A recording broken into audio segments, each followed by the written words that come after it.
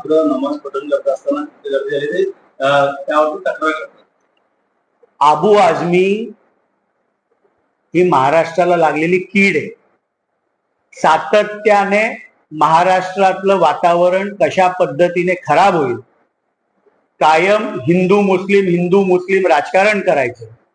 आषाढी वारीला 800 वर्षाची परंपरा आहे. आषाढी वारी ही महाराष्ट्राची सांस्कृतिक, धार्मिक, आध्यात्मिक ओळख आहे. आणि संत श्रेष्ठ ज्ञानेश्वर माऊलींच्या इथनं आळंदीवरनं पालखी निघते.